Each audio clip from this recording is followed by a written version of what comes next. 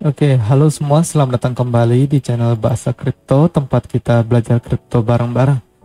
Oke, kita update lagi ya video hari ini. Kita lihat Bitcoin lagi turun ya. Ini lagi panik-paniknya lah kita pokoknya ya. Ya, ya inilah ya yang kemarin gue bilang kalau kita break resisten ini memang sangat berisiko kita pasti akan mengalami penurunan yang lebih lanjut ya. Ya, paling enggak kita harus menyentuh support box ini sih kalau menurut gua ya. Jadi menurut gua sih 38k sampai 36k ini benar-benar tidak akan terelakkan lagi ya. Kita di sini ini momen-momen penentuan, di moment of truth ya, apakah Bitcoin ini bisa mengalami pantulan lah paling enggak ya. Paling enggak Bitcoin menurut gue sih di level ini akan mengalami pantulan dikit ya, ada sedikit relief, apa namanya istilahnya, hiburan lah, relief move ke atas begini dikit baru. Nah di sini apakah dia mau lanjut naik ke atas breakout atau dia lanjut lagi ke bawah. Kalau ini lanjut lagi ke bawah udah pasti langsung menuju ke 28k ya, menurut gue sih seperti itu ya. Ya Bitcoin mau turun turun aja biar mau makin cepet makin bagus ya. Apa yang cepet naik pasti cepet turun, kan kita selalu ngomong begitu ya. Hati-hati, apa yang cepet naik pasti cepet turun ya. Sebaliknya kita balikin aja ya, apa yang cepet turun pasti cepet naiknya lagi gitu ya. Kita berpikir positif aja. Kayak video kemarin gue bilang yang udah gue jelaskan panjang lebar, gue masih percaya bull cycle ini belum berakhir. Gue nggak tahu hari ini ada apa ya. Memang ada berita China ngeban kripto itu ya. Tapi kan China kan gitu ya. Tiap tahun kan pasti ada aja yang di ban sama dia gitu ya. Mau apalah Alibaba aja di ban sama dia ya. Produk anak bangsa sendiri aja digituin, apalagi Bitcoin ya. Udah nggak biasa. Nanti kalau sentimen negatif ini udah berakhir ya mungkin akan diangkat. Mungkin ini ada beberapa pihak yang mau mencoba memanfaatkan momentum ya, karena Elon Musk kemarin udah bikin FUD seperti itu, sekalian aja oleh whales ini dimanfaatkan ya, mau dimanfaatkan buat mereka menyerok lebih bawah lagi ya. Kalau kita lihat di time frame 4 jam ya, gue melihat sebenarnya ada bullish divergence di sini ya. Dari kemarin gue udah lihat bullish divergence di sini. Kita lihat RSI di sini tuh naik terus sebenarnya ya. Kita lihat dari bawah sini sebenarnya RSI tuh naik terus ya.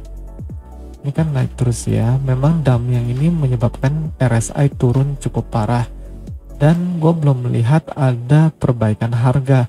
Jadi ini bisa menjadi kumulatif daripada bullish divergence ya. Menurut gue pasti akan membuahkan hasil, entah kapan, apakah menyentuh support berapa dulu nggak tahu ya, sampai whales-nya puas dulu baru mungkin kita akan diangkat pelan-pelan, atau memang kita anggap aja dalam bulan Mei ini kita akan mengalami sebuah candle merah ya, yang wajar-wajar aja. Kita lihat yang kemarin ini kita membentuk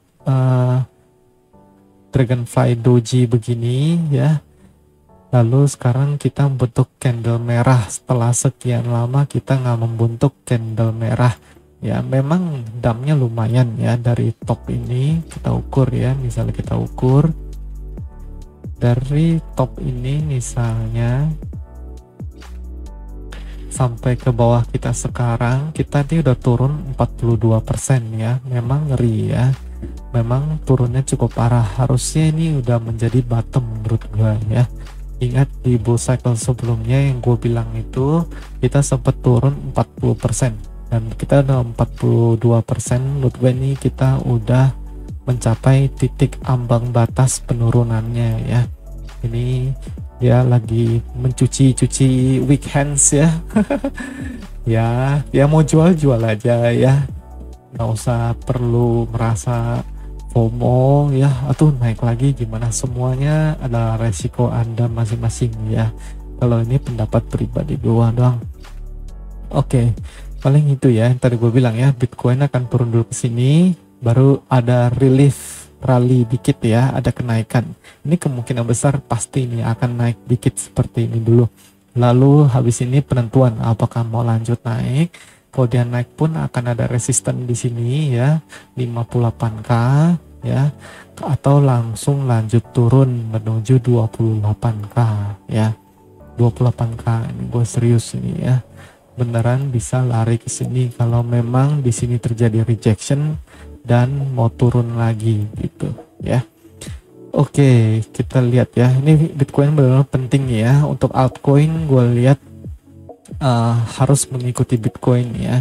Ngomong-ngomong Bitcoin dominance udah mencapai bottom ya daripada support. Kita lihat Bitcoin dominance tadi sempat wipe down, bukan tadi, kemarin itu sempat wipe down sampai begini ya. Gue juga kaget ya. Ini Bitcoin harga terlalu turun begini karena orang kebanyakan main altcoin juga loh, percaya nggak percaya ya. Jadi orang kebanyakan main altcoin lupa dengan Bitcoin. Akhirnya Bitcoin dominance turun sejauh ini. Lihatin aja, nggak main-main ini ya. Alt season sih alt season, tapi nggak gini-gini amat sebenarnya seharusnya ya. Kita lihat yang sebelumnya aja penurunan tapi ada bounce ya, pasti akan ada bounce. Nah, kita lihat penurunan pasti ada bounce. Nah, kalau turun terlalu banyak begini, akhirnya istilahnya orang melupakan Bitcoin ya. Jadi nggak ada yang beli Bitcoin, semuanya terlena sama altcoin, mau Doge lah, mau Shiba Inu lah, apa ya. Jadi orang nggak ada yang beli Bitcoin gitu. Bitcoin pan di hold doang. Jadi akhirnya yang beli dikit, begitu harga udah agak naik, orang cenderung menjual, bahkan menjual Bitcoinnya untuk membeli altcoin ya. Menurut gue karena Bitcoin dominance sudah menyentuh support ya, anggaplah dia akan turun lagi dikit ya, retest support lagi. Menurut gue Bitcoin dominance harus naik dulu dikit paling tidak ya, paling enggak balik ke 45% something ya, atau ke ya ke sinilah ya, sekitar sini dulu, 40-an persen ini dulu, 43, 44 something ya, baru bisa membuat Bitcoin tuh kuat lagi bullnya ya. Ini terlalu rendah memang ya, terlalu rendah. Alt season sih alt season, tapi nggak gini-gini amat gitu loh ya. Oke, next. Ini Coinmatic, buset, ngeri banget ya. Sayang banget gue udah jual ya. Selamat buat teman-teman yang masih hold. Ngomong-ngomong ya, ini benar-benar nggak kira-kira ya.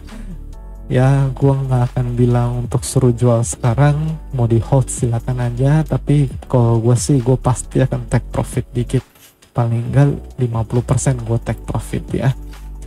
Oke, kita bahas Ethereum ya. Gue mau bahas berapa koin yang di nilai berapa sih yang kita masih layak untuk koleksi gitu istilahnya ya. Kalau Ethereum ini udah mencapai support ya, dia udah mencapai support di 2800 ya tadi ya, tadi sempat wipe down menuju 2800 tadi. Kita lihat apakah ini bisa bertahan ya, harusnya sih bisa ya. Atau kalau misalnya turun lagi, kita gambar support ini ya, support yang udah lama kita apa namanya, kita pakai, kita sekarang pakai lagi. Nah, seperti ini bisa menjadi daerah support untuk Ethereum ya, cocok dengan garis yang udah gue garis ini bisa menjadi daerah yang bagus untuk support, atau dia konsolidasi di sini ya. Jadi kita mau cari koin-koin yang bisa hold support gitu ya. Menurut gue Ethereum di sini ya. Ethereum ini memiliki level yang penting di area ini kalau gue bilang. Dan ini benar-benar salah satu support final dia ya. Ethereum belum berakhir bull run-nya ya. Yang udah beli Ethereum di 2K, sekarang sabar aja ya. Menurut gue nanti Bitcoin naik, Ethereum pasti akan naik ya. Oke, next coin Cardano ya. Cardano kita mau cari support ya. Support untuk Cardano ada di $1,5 ya. pas juga dengan support yang di sini. Kita lihat ya, di sini pas banget. Ini udah benar-benar paten, yakin banget ya bahwa ini adalah support untuk Cardano ya, di sekitar 1,5 dolar ini ya. Dia harus hold support ini ya, anggaplah dia konsolidasi begini ya. Ini bisa naik lagi. Sebenarnya ini Cardano sekarang juga udah lagi di posisi support ya. Sekarang ini nih ya, kita lihat, kita tarik garis begini nih. Nah tuh, ini udah support ya kan, benar kan ya. Jadi kalau ini, kalau nggak bertahan, sebenarnya kalau ini nggak bertahan juga berarti lari ke support berikutnya di sini ya. Tapi menurut gua enggak lah. Tapi kalau sampai jebol ini, teman-teman memang harus hati-hati ya. Kira-kira seperti itu. Dia supportnya ada 2 ya. Nah, di resisten seperti ini. Ini ascending broadening wedge ya. Jelas sekali patternnya seperti itu. Oke, next coin. BNB mungkin ya. BNB pasti banyak yang khawatir, holder BNB ya, pegangan yang kuat. Gak apa-apa, santai-santai ya. Yang namanya main crypto ya gitu bro ya. Oke, BNB kita cari ya supportnya dari swing low ini. Nah, dia udah menyentuh support ini, pas juga dengan EMA 100 hari dia. Nah, menurut gue ini udah support nih untuk BNB ya. Sekarang paling perlu kita perhatikan, jangan sampai dia jebol support ini memang, karena ini bisa aja pola head and shoulder ya. Ini baru tebakan gue doang. Bisa aja nih pola head and shoulder, membentuk head and shoulder seperti ini ya. Ya soalnya banyak koin yang membentuk head and shoulder. Ingat ETH bentuk head and shoulder di atas ini ya. Ingat, dan target head and shoulder Ethereum udah tercapai belum ya? Belum ya, belum tercapai. Oh ya, sekalian gue bahas dikit ya. Target head and shoulder untuk Ethereum, nah pas di support box kita ini ya, di 2500. Bisa, Ethereum bisa lari sampai sana ya. Jadi ini adalah posisi yang cocok bagi teman-teman untuk jaring lagi Ethereum. Ingat, ada support di sini, ada support box di sini, dan target head and shoulder. Menurut gue ini 3 perpotongan ini bisa menjadi target yang sangat kuat. Balik ke Cardano tadi udah ya. Balik ke BNB maksud gue. BNB oke. Nah, ini udah menjadi support yang 403 ini ya. Pas banget ya, barusan di bounce sama dia ya. Pas banget gitu ya. Ini harus bertahan support ini nih ya. Ini support yang benar-benar penting untuk BNB. Sebenarnya jujur aja BNB ini dibilang downtrend belum ya. Karena ini kan dia masih hold ini ya, tapi dalam jangka pendek at least dalam time frame 4 jam kayaknya sih dia mau ada perlemahan, karena di MACD nya juga menurun ya. Ini MACD menurun ya. Jadi menurut gue sih masih ada tanda perlemahan, tidak ada bullish divergence yang gue lihat di sini ya. Ini di 4 jam juga RSI nya melemah ya, jadi memang tidak ada bullish divergence. Untuk holder BNB perlu bersabar ya, perlu bersabar. Oke, koin apa lagi ya? Koin Link ya, gue liat koin Link ini benar-benar bertahan ya. Kemarin gue sempet gambar ascending channel begini ya kan, ini kelihatannya nggak kepake. Nah, kita lihat ya, ini channel benar-benar kuat ya, bahkan tengah BTC dump seperti ini aja Chainlink masih bertahan dengan cukup bagus. Jadi gue berharap support ini bisa bertahan ya, yaitu di 33 sampai 34 ini ya. Ini Chainlink benar-benar koin yang bisa bertahan di tengah dump seperti ini. Wow, luar biasa ya. Apakah Chainlink bisa bertahan?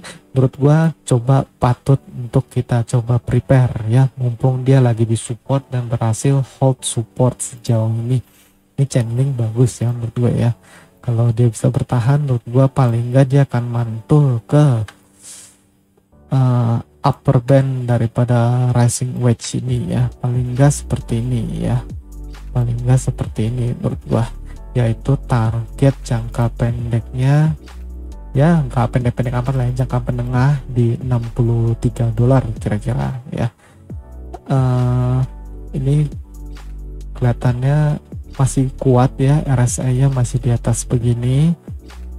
Ini MACD-nya kelihatannya udah mulai udahan sell off-nya. Kita lihat apakah habis ini akan ada pantulan dari Chainlink ya. Teman-teman boleh perhatikan Chainlink ini bagus menurut gua ya. Oke.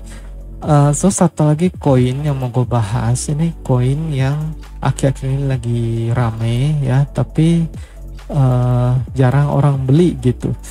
Karena gue bilang kenapa ini menarik, karena di Ethereum ini di candle hariannya gue nggak mau melihat bearish divergence gitu ya. Kita lihat ini harga naik, RSI-nya juga naik kok ya, bagus ya. Kita lihat hampir semua koin tuh ada bearish divergence ya kan. Kita lihat Chainlink ya, ini harga naik tapi RSI turun ya kan. Ini kan RSI turun ya, harga naik jelas ya. Cardano aja gitu ya, Cardano koin bagus, oke, tapi harga naik RSI turun ya. Jadi rata-rata begitu ya. Bitcoin aja udah jelas-jelas mau saya tanya ya. Ethereum juga gitu ya, RSI-nya turun ya, harga naik gitu. Koin apa lagi, banyak lah ya. BNB juga gitu ya, kita lihat aja, harga naik RSI turun, bahkan dari sini ya RSI-nya udah turun dari sini gitu. Jadi satu-satunya, nggak satu-satunya sih, yang gue perhatikan ada satu koin yang tidak membentuk bearish divergence ya, yaitu Ethereum Classic ini. Jadi menurut gue worth to try untuk mencoba membeli atau mengakumulasi koin ini ya.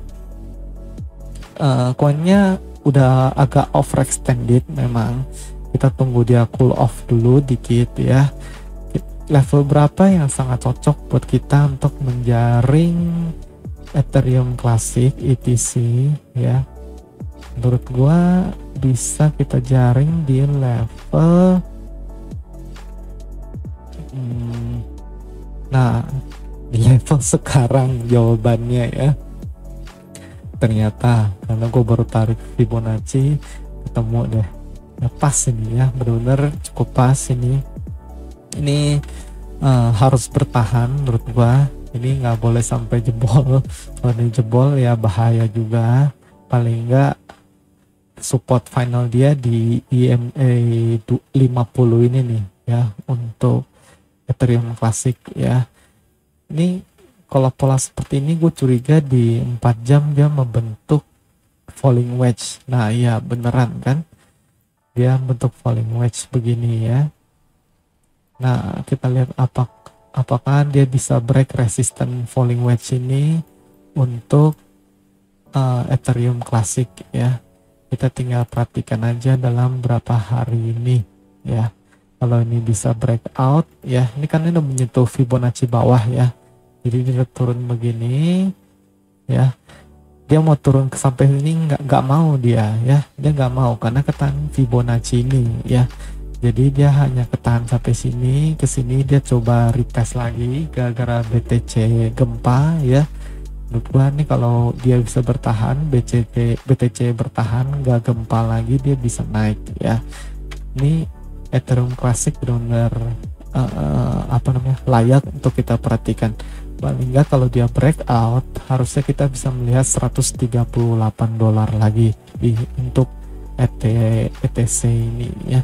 So far so good ya, kita lihat nggak ada divergence ya, jadi ini hanya penurunan yang normal ya. Oke, gue rasa itu dulu untuk video hari ini. Kalau teman-teman suka boleh like, comment, dan subscribe. I'll see you in the next video tomorrow. Bye bye.